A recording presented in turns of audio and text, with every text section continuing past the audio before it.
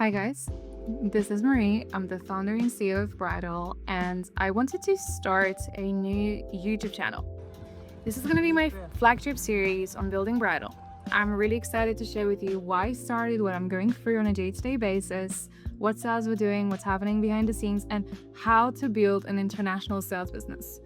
You may have seen us on socials, but I think that it's more than ever the time to share really what's happening behind the scenes, the roller coaster that it is to build a company, the good sides, the bad sides, the challenges, and just the growth really. Because I'm so blessed to be able to do what I love, to empower people all over the world with horses that they adore. And I thought, why not share this journey with you? On this first episode, we're going to talk about why I started Bridal, what frustrated me about horse sales, the moment I knew there had to be a better way, what Bridal was supposed to become, what Bridal is becoming now, and what people don't see behind the scenes. So my life before Bridal was pretty much traveling around because I worked in venture capital. So I was going through all sorts of different places in Spain. I actually worked in VC.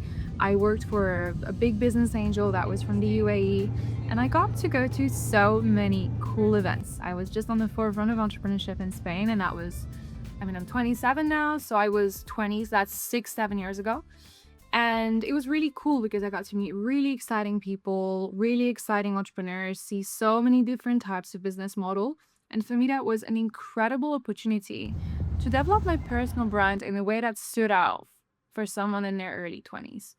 And I traveled a lot, but it was almost impressive to me to take a business trip. It was very exciting to fly from Barcelona to Madrid, paid for by somebody that wanted me to represent them. So I was, working for someone. So that was a very good experience because it got me the exposure that I needed to understand startups, understand business, understand entrepreneurs. And it also gave me a certain leverage that most people in their early 20s don't have, which is, hey, I have access to all this capital. What is your business? Tell me more about it. And I'll see whether it's worthy to introduce to the person that I work for who could potentially back you. And the interesting thing with that is that it really taught me so much about business. It made me sit down with some incredible people, and it really gave me a shot at understanding what they were up to, what the market looked like, and whether I could participate in their stories. So eventually, that was kind of like what got my mind bubbling in terms of I could be an entrepreneur. Why do I have to work for somebody else? I can build something that is super meaningful and that is so much bigger than myself. And that's kind of how the idea of Bridal started. And officially, I'm a horse girl. I'm obsessed with horses. That's what I speak about 24/7. So I was thinking, hey, I could bring both of my passions together and create something super meaningful. Because at the end of the day, any time that I wasn't working with horses, I was always thinking about horses. It's great that I had that chance of doing something different, but I think that bringing both of my passions together was the way to go. The big question is, what was the problem that I saw in the horse industry? Many. But I mainly saw a lack of digitization, a lack of structure when it comes to buying and selling horses, a very archaic mindset when it comes to commissions, and a lack of access. Why would it be easier in other industries than what it could be for horses? And that's kind of what made all the puzzle come together. It makes sense. Let's bring all these things that I've seen in other markets together. It's pretty much, I didn't invent something genuinely incredible. I took bits and bobs of what I saw in other markets and I was like, hey, let's bring this together. Let's bring this to the horse world. Let's create a brand around that, around transparency, honesty, ease of access, support, like high quality service. And that's kind of what I tried to create with Bridal, and that's where we are today. What frustrated me the most was that for people, it was normal to not be transparent. There is a culture around not being transparent. Whether people want to recognize it or not, when I started and still today, there is people that are bothered by what we do because they know that they can't make a hidden amount of money. And I think that this is such a powerful thing. It really motivates me when I see that I piss people off because of that. Because I'm like, well, I must be doing something right then. And you see that some of the biggest players in the world, some of the people that made The biggest changes, like when you look at Uber or when you look at Airbnb, those are marketplaces that are super successful in other industries. They piss people off. Taxis. The amount of taxis that fought against Cabify and Uber, like there was huge protests regarding that in Barcelona when I lived there.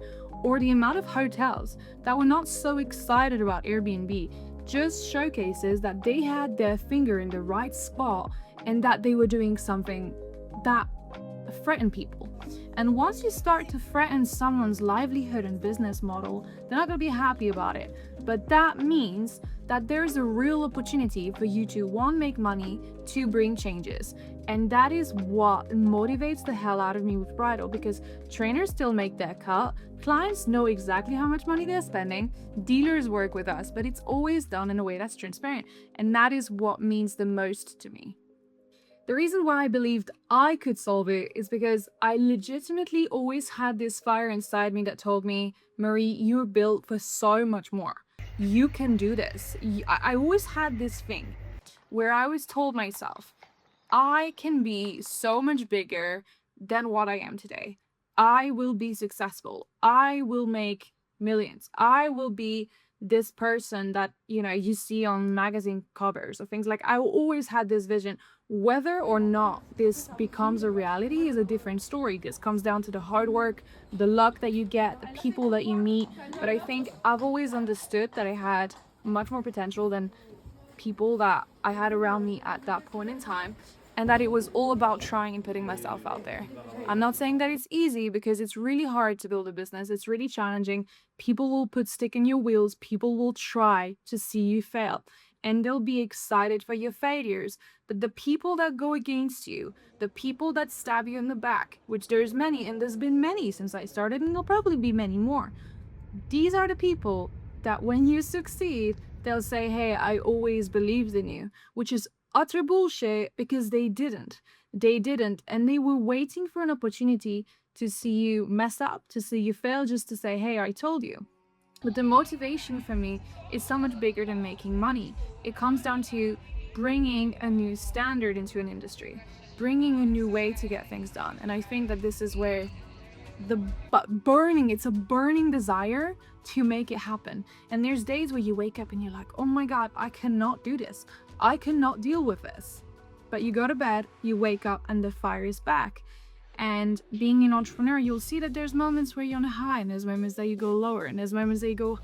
It's not about motivation, it's about discipline.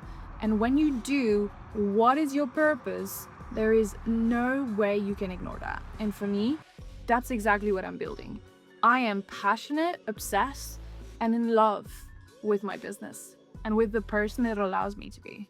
So the interesting side about what I'm doing is that I always knew exactly what I wanted Bridal to be. I had, this original marketplace that I created, which was terrible at the beginning, which just got better and better and better and better.